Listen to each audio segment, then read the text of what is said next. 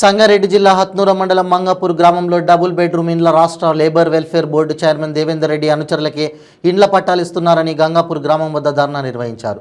ఈ కార్యక్రమంలో ఉప సర్పంచ్ ఒగ్గు యాదగిరి, డప్పు సత్యం, నవీన్ కుమార్ మాట్లాడుతూ నిరుపేద కుటుంబాలకు ఇల్లు ఇవ్వకుండా ఇల్లు ఉన్నవారికి, భూమి ఉన్నవారికి డబుల్ బెడ్రూమ్ ఇవ్వడం జరిగిందన్నారు.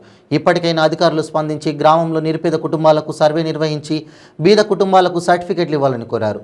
ఈ కార్యక్రమంలో Hatnoor mandal OBC vice president Oggu Shivakumar, Mandaram Shaik, Chandrashekar, Amarender, Ravinder, Shankar, Venkatesh Goud, Sai Kumar, Vadla Ashok, రాజు, శివయ్య తదితరులు పాల్గొన్నారు.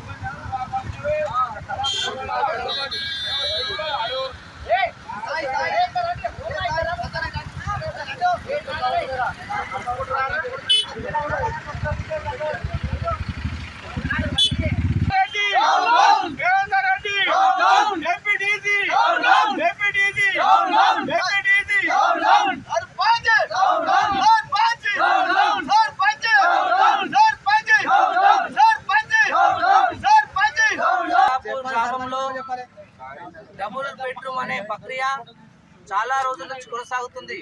అయితే ఈ డబుల్ బెడ్రూమ్ దరఖాస్తులో 200 పైగా దరఖాస్తులు చేయడం జరిగింది. అయితే ఈ దరఖాస్తులకు ఎవరైతే బీఆర్ఎస్ తొత్తులుగా, లేదంటే వాళ్ళ అనుచరులుగా, లేదంటే వాళ్ళకు వ్యక్తిగతంగా ఎవరైతే మంచిగా ఉన్నారో వాళ్ళ పేర్లను మాత్రమే మరి మండలిలో కావచ్చు, లేదంటే రికార్డ్ సెక్షన్లో కావచ్చు ఏం చేశారంటే పేపర్లు మొత్తం తారుమారు చేసారు. అదే విషయాన్ని 3 సార్లు సర్వే చేసినాము. మరి మా సర్పంచ్ గారిని అడిగితే, మా ఎంపీటీసీ గారిని అడిగితే 3 సార్లు సర్వే చేసినాం. ఆ సర్వే ప్రకారమే మేము ఇల్లు ఇస్తున్నామని చెప్పేసి అంటున్నారు. అయితే అది మీ సర్వే నిజమైతే మరి ఇంతవరకు లిస్ట్ ఎందుకు బయటికి పెట్టలేరని చెప్పేసి నేను డిమాండ్ చేస్తూ ఉన్నాం. అదేవిధంగా 3 సార్లు సర్వే చేసినప్పుడు సర్వే రిపోర్టు గ్రామ పంచాయతీలో ఎక్కడ అతికించారని చెప్పేసి కూడా డిమాండ్ చేస్తూ ఉన్నాం. మరి ఫస్ట్ లిస్ట్ ఎటు పోయింది, సెకండ్ లిస్ట్ ఎటు పోయింది, థర్డ్ లిస్ట్ ఎటు పోయింది? అయితే మీరు ఎవరైతే కావాల్సుకొని మీ అనుచరులకు ఇచ్చారో ఈరోజు ఒక్కసారి మీ ఆత్మ పరిశీలన చేసుకోవాలి. అయ్యా, ఈరోజు మీరు ఇచ్చినటువంటి ఇళ్లలో మీ కార్యకర్తలే ఉన్నారా, లేదంటే ప్రజలు ఉన్నారా? అసలు మీరు ఎవరికి ఇచ్చిరో మీరు ఒకసారి అర్థం చేసుకోండి. ఎందుకంటే ఈరోజు బీద స్థితిలో, దీన స్థితిలో, గుంట భూమి లేనటువంటి వాడు, పేదవాడు రోడ్డు మీదకి వచ్చి అన్యాయంగా ధర్నాలు చేస్తూ ఉంటే మీకు ఇంత కూడా సిద్ధశుద్ధి లేదా అని చెప్పేసి ప్రశ్నిస్తూ ఉన్నాం. ఎందుకంటే 32 ఇళ్ళు వచ్చినప్పుడు 30 ఇళ్ళే కట్టిరు, ఇంకా 2 ఇళ్ళ స్థలాలు ఖాళీ స్థలాలు ఇస్తామని చెప్పేసి అంటున్నారు. కానీ అదే మీ లిస్టుల ప్రకారం 3 సర్వేల ప్రకారం అయితే ఆ లిస్ట్ మాకు ఇవ్వలేరు. లాస్ట్కి వస్తే దేవేందర్ రెడ్డి సార్ని అడిగినాం మేము, ఏమని అయ్యా ఇది సరి అయినటువంటి రిపోర్ట్ కాదు, ఇది సరి అయిన పద్ధతి కూడా కాదు, అర్థం చేసుకోండి, ఆలోచించండి, ఒకసారి పరిశీలన చేయని చెప్పంటే మా ఇష్టం, నేను ఆలోచన చెయ్యా అని చెప్పడం జరిగింది. అంతేనే పేపర్ స్టేట్మెంట్ ఇస్తే రాత్రి ఉత్తున ఎమ్మెల్యే సాబ్ ఫోన్ చేసుకొని, కలెక్టర్ ఆఫీస్కి ఫోన్ చేయించుకొని మీ సొంత నిర్ణయాలతోని ఏక నిర్ణయం తీసుకొని మీరు ప్రజలకు తెలియకుండా దొంగ సారిన మీరు మండల్లో సర్టిఫికెట్లు ఇష్యూ చేయడం జరిగింది. ఇది పద్ధతేనా? ఇది మీకు మంచితనం అనిపిస్తుందా అని చెప్పేసి ఈ సందర్భంగా తెలియజేస్తున్నా. అయ్యా, అర్థం చేసుకోండి. మీరు పెట్టిన లిస్టులోనే ఒక 3 అర్హులైనటువంటి వ్యక్తుల పేర్ల నుంచి తొలగించారు. 3 పేర్లు తొలగించి ఆ 3 పేర్లలో వేరే ఎట్లా వచ్చినాయి అని చెప్పేసి అడుగుతా ఉన్నా. అయ్యా దేవేందర్ రెడ్డి సార్ గారు, మీకు మా తరఫున మేము రిక్వెస్ట్ చేయడం ఏం జరుగుతూ ఉందంటే ఆ 3 పేర్లు మీకు తెలుసా, తెలియదా? అది కూడా గుర్తుపెట్టుకోండి మీ దృష్టిలో. ఎందుకంటే ఇప్పటికైనా నిన్నటి దినాన మరి మండల్లో మరి మా వాళ్ళు ధర్నా చేసినప్పుడు, హల్చల్ చేసినప్పుడు మరి ఆదివారం వచ్చి ఎమ్మెల్యే సాబ్ మాట్లాడుతున్నారు. మాకు అవసరం లేదు. ఇప్పటికైనా మీరు పరిశీలించి ఊర్లో ప్రతి కుటుంబాన్ని ఒకసారి అర్థం చేసుకోండి. ఏ కుటుంబం ఏ స్థితిలో బతుకుతుంది? ఒక్కొక్క కుటుంబాలు ఒక్కొక్క ఇంట్లో ఒకటే దగ్గర బాత్రూమ్, ఒక దగ్గర ఇల్లు, వాసనలో వండుకుంటున్నటువంటి పరిస్థితులు కనిపిస్తూ ఉన్నాయి. మీకు అర్థమైతే లేదా? ఒక్కొక్కరికి ఇల్లు ఉన్న వాళ్ళకు, లేదంటే మీరు ఇచ్చిన ఇళ్ళనే 32 ఇల్లు ఇచ్చినావు కదా, ఆ 32 కుటుంబాలను ఈ రోజు నీ బంగ్లాలకు పిలుచుకొని కరెక్ట్ 32 మందిని ఒక్కసారి ఇట్లా చూడు, ఒక్కసారి 32 మంది ఇట్లా చూడు, వారు అరువులేనా కాదా అది మీరు ఆత్మ పరిశీలన చేసుకోండి అని చెప్పేసి హెచ్చరిస్తున్నాను. మరి ముఖ్యంగా చెప్తా ఉన్నా, ఇప్పటికైనా మీ యొక్క మొండి వైఖరిని మానుకొని, ఇప్పటికైనా ఎవరైతే అరుగులు ఉన్నారో మళ్ళొక్కసారి అర్థం చేసుకొని, మీరు ఆత్మ పరిశీలన చేసుకొని, మీకు చిత్తశుద్ధి ఉంటే మరి మా డిమాండ్ మీరు అర్థం చేసుకొని వెంటనే మరి ఎవరికైతే అరువులో వాళ్ళని ప్రత్యేకంగా చొరవ తీసుకొని, మరి మండలి నుంచా లేదా స్పెషల్గా తీసుకొని మీరు ఏదో ఒకటి చేసి 100% సర్వే నిర్ణయించి కొత్త వాళ్లకు, లేని వాళ్లకు మీరు ఇల్లు ఇవ్వాల్సిందిగా మీరు డిమాండ్ చేస్తూ ఉన్నాం. చూపించాలి తప్ప ఈ సౌట రాజకీయాలు చేసి ప్రజలందరినీ మభ్యపెట్టి అందరినీ హీనంగా హింసించడం తప్ప ఇది నీ చర్య కాదు, ఇది నీ స్థాయిలో కాదు. నీ అడకతిన బుద్ధి పోనించుకోలేకుండా ఈ పద్ధతిలో ప్రవర్తిస్తున్నావు తప్పితే ఇట్లాంటి పద్ధతిని మానుకోవాలి. దేవేంద్ర రెడ్డి మానుకోవాలి. ఈ దేవేంద్ర రెడ్డి మాటలు బూటకం మాటలు కాబట్టి మదన్ రెడ్డి కూడా పక్కకు పెట్టేసి ఉన్నారు మా దగ్గర ఒకరిద్దరు. అట్లాంటి సన్నాసులు చెప్పిన మాట వినకుండా వాస్తవాన్ని తెలుసుకొని నిజమైన పేదలు ఎవరు కారు అనే విషయాన్ని తెలుసుకొని డబుల్ బెడ్రూమ్ కార్యక్రమాన్ని పంచడం జరిగితే బాగుంటుందని చెప్పని తెలియజేస్తున్నాం. అది కూడా ఇది పార్టీ హైకమాండ్ కూడా గుర్తించాలని చెప్పేసి కూడా తెలియజేస్తూ ఉన్నాం.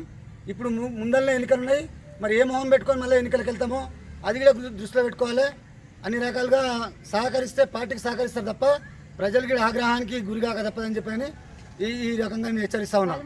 మంగాపూర్ గ్రామంలో డబుల్ బెడ్రూమ్ పంపకం జరిగింది. ఇది నిన్నటి వరకు గోప్యంగా లిస్టులు ఉంచుకొని ఎవరికి చెప్పకుండా దేవేందర్ రెడ్డి కన్సైలలో మదన్ రెడ్డికి మైనస్ చేస్తూ దేవేందర్ రెడ్డి గారు పోయి మదన్ రెడ్డితో చెప్తూ ఏ పేర్లు ఎవరి వస్తున్నాయో తెలియకుండా మదన్ రెడ్డికి ఏం తెలియదు, అయినప్పటికీ ఎమ్మెల్యే గారిని మేనేజ్ చేస్తూ దేవేందర్ రెడ్డి కావాలని చెప్పానని అర్హులైన పక్కకు పెట్టేసిన తర్వాత అర్హులు కాని వాటి వాళ్ళకి బిల్డింగ్లు ఉన్న వాళ్ళకు డబుల్ బెడ్రూమ్ ఉన్నప్పటికీ మళ్ళీ తర్వాత డబుల్ బెడ్రూమ్ ఇవ్వడం జరిగింది. కాబట్టి ఇది దుర్మార్గమైన చర్య. ఈ చర్యకు పాల్పడడం ఇది గవర్నమెంట్ నచ్చదు. కేసీఆర్ గవర్నమెంటు అర్హులైన పేదలకు బీదలందరికీ పంచమని చెప్పని డబుల్ బెడ్రూమ్ కార్యక్రమం పెడితే వీళ్ళు దోపిడీ దొంగల్లాగా నైట్ దొంగల కంటే అధ్వానంగా, నైట్ దోపిడీ దొంగలు దోసుకపోయే కంటే హీనంగా అట్లాంటి చర్యలకు పాల్పడి నీచమైన పద్ధతిలో దేవేంద్ర రెడ్డి గారు మా దగ్గర డబుల్ బెడ్రూమ్ పంచకానికి కార్యక్రమానికి ఆజ్యం పోశారు. కాబట్టి ఈయన ఇక్కడ పోటీ చేయడు, సొంతంగా పోటీ చేసే అర్హత లేదు. ఎవరు పోటీ చేస్తారు? ఎవరి వెనకాల పోయి లంచం అడుకోవాలా, ఎవరి వెనకాల పోయి ఇంత ఆశపడాలి తప్ప సొంతంగా పోటీ చేసే సత్తా అప్పటికి లేదు, ఇప్పటి లేదు. ఇప్పుడు నేను ఒకటే చెప్తున్నా, దేవేందర్ రెడ్డికి దమ్ముంటే, ఒకవేళ మగపిల్లగాని ధైర్యమే ఆయనకు ఉంటే ఖచ్చితంగా ఏదైతే పంపకాలు జరిగినాయో సరైన పేదలను పక్కన పెట్టి, నిరుపేదలను పక్కన పెట్టి, ఏదో వాళ్ళ నామమాత్రం వాళ్ళ ఇష్టపూర్వకంగా వాళ్ళకి నచ్చిన వాళ్ళకు ఈ డబుల్ బెడ్రూమ్ ఇవ్వడం జరుగుతున్నది. అది సరైన పద్ధతి కాదు. వెంటనే ఊర్లో సర్వే చేసి ఎవరి పేదోళ్ళు, ఎవరికి ఇండ్లు ఉన్నాయి, ఎవరికి లేవు అని సర్వే చేసి వాళ్ళకు సరైన న్యాయం చేయాలని మేము ఈ మంగాపూరు ప్రజలమంతా కోరుతున్నాము. దీంట్లో దేవేందర్ రెడ్డి గారు మాకు పూర్తిగా అన్యాయం చేయడం జరిగింది. ఆయనను కొంచెము మా మీద దయ ఉంచి ఊర్లో ఎంక్వైరీ చేసి ప్రతి ఒక్కరికి వచ్చేటట్టు విధంగా మాకు చూడాలని చెప్పి మీ విలేకరుల సాక్షిగా మేము కోరుకుంటున్నాము. అట్లాగే మరి ఈ మదన్ రెడ్డి కానీ దేవేందర్ రెడ్డి కానీ మాకు ఇచ్చిన హామీ ఏంటంటే మీ ఊరిని దత్తత తీసుకుంటాము, మంచిగా ఇది దత్తత తీసుకొని 30 లక్షలు ఇస్తామని ఎన్నో హామీలు ఇచ్చారు. ఇప్పటికీ ఏమీ లేదు మాకు. మా దేవేందర్ రెడ్డి ఉన్నాడు, ఆయన మొత్తం మోసం చేసిండు. మాకు యునానిమేట్ చేసుకుంటామని యునానిమేట్ చేస్తే నేను ఊరిని మొత్తం డెవలప్ చేస్తాడు. ఇదే ఉంగరాలు చూపెట్టుకుంటా, తెల్ల బట్టలు చూపెట్టుకుంటా మాకు మొత్తం సర్వనాశనం చేసిండు. ఊరికి ఒక 5 పైసలు ఇచ్చినోడు కాదు. మాకు మాత్రం ఈ డబుల్ బెడ్రూమ్లో మొత్తం అన్యాయం చేసిండు. ఆయనను వెంటనే ఆయన పైన చర్య తీసుకోవాలని ఊర్లో సరైన ఎంక్వైరీ చేసి లేనోళ్లకు ఈ డబుల్ బెడ్రూమ్ కానీ ఇంకా వేరేది కానీ ఇవ్వవలసిందిగా ఈ ప్రజాముఖంగా మేము కోరుతున్నాం. సర్వే నుండి 4 అప్లికేషన్లు పెట్టుకున్నాను. నాకు ఎటువంటి ఒక గుంట గిట లేదు, ఏది గిట లేదు. కాకపోతే మన గుంటలు ఉన్న వారికి, భూములు ఉన్న వారికి, మన బిల్డింగ్లు ఉన్న వారికి మాత్రమే ఈ బిల్డింగ్ని ఇవ్వడం జరిగింది. నాకు ఎటువంటి 4 అప్లికేషన్లు పెడితే ఒకటి గిట రావడం ఎంతవరకు న్యాయము? ఇదే నేను అడగదలుచుకుంటున్నాను. నాకు గుంట గిట్ట లేదు, వెరిఫికేషన్ చేయాలి, వెంటనే వెరిఫికేషన్ చేయాలి. నాలుగు పెట్టిన సమగ్ర సర్వే నుండి కూడా పెట్టుకుంటే వచ్చినావు, ఇప్పటి నుండి అనే కాదు సమస్య అన్నది.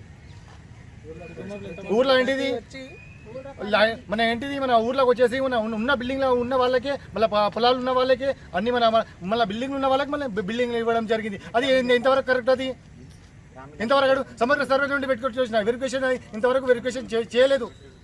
వెరిఫికేషన్ చేయకుండా ఎట్లా పంపడం జరిగింది ఇది మొత్తము?